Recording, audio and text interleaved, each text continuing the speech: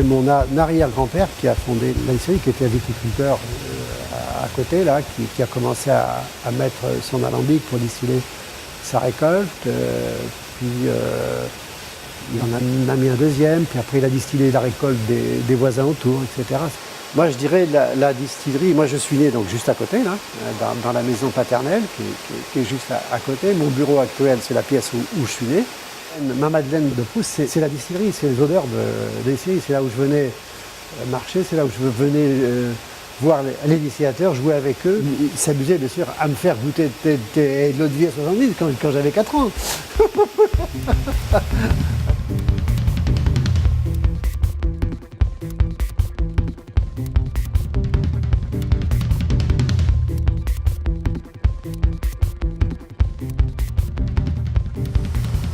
On déguste naturellement la production de la journée, hein. Ce qui a été produit hier, qui était isolé, hein. Ça c'est la production des bonnes chauffes d'hier, qui sont mis dans une cuve à part. On regarde si c'est conforme. D'une part, les vins chaque jour sont un peu différents. On distille, on met 3 jours pour distiller une cuve de vin, donc pendant les 3 jours, on a à peu près les mêmes types d'eau de vie. Après, quand on change de cuve, on perçoit qu'on a un petit peu des types différents, naturellement. Parce qu'ici, c'est la cuisine d'un restaurant, hein.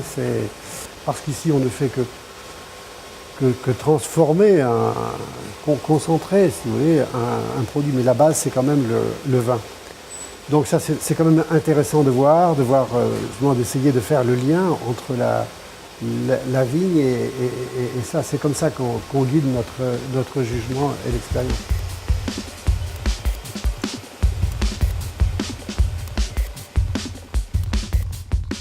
Par la conduite d'alambic, et c'est là où ça c'est important, hein, il faut essayer de garder le maximum de choses. Alors, qu'est-ce qui se passe dans l'alambic?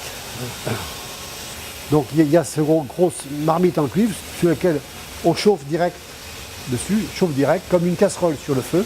Hein. Pas de chauffage à la vapeur, etc., comme on peut trouver dans d'autres types de distillation. Ça fait partie des règles qui ont été gravées dans le marbre, hein, au niveau de l'appellation cognac. Au-dessus, c'est un alambic. Donc on met le vin dedans, il chauffe, il arrive à ébullition, puis les premières vapeurs s'en vont.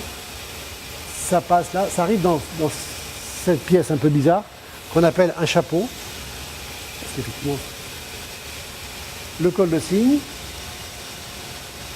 Les vapeurs continuent leur chemin, contournent cet appareil, il y a le serpentin qui baigne dans l'eau froide, condensation, et on obtient un premier distillat qui fait à peu près une trentaine de degrés d'alcool, alors que le vin au départ, selon les années, est entre 8,5 et 9,5. Faire que l'alambic fasse son travail un peu de concentration, hein. Bon, bien sûr, éliminer les têtes et les fins de chauffe, les têtes, parce que c'est des composés volatiles normales, voilà, qui ne sont pas très agréables. Les fins de chauffe, ces notes de lourdeur, de tisane, de foin, voire de végétal, d'amertume. Hein. Puis garder bien sûr le milieu de la chauffe et de garder le maximum de choses.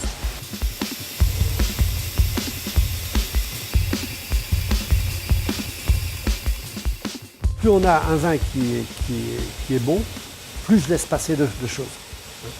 Et donc plus j'ai une eau de vie qui a du corps, qui a du fruit, etc.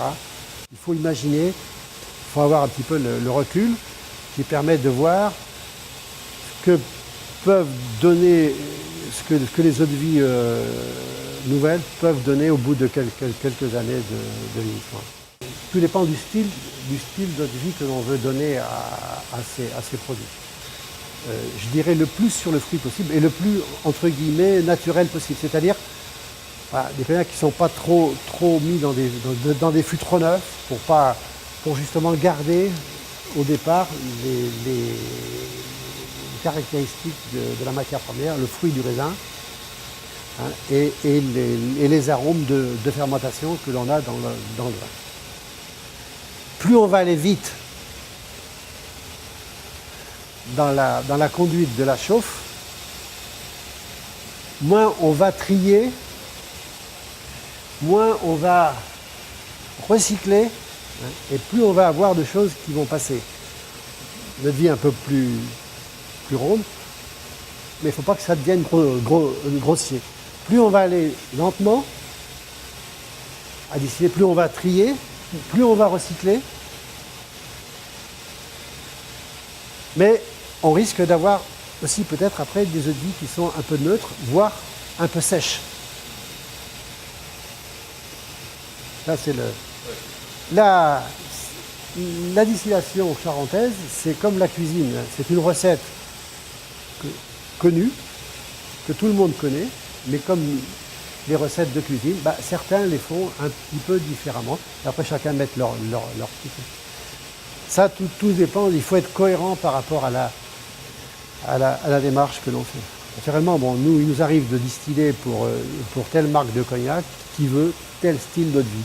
On lui fait le style d'eau de vie qu'il demande. Tel autre voudra un style d'eau de vie différent. Et nous, on a aussi notre vie.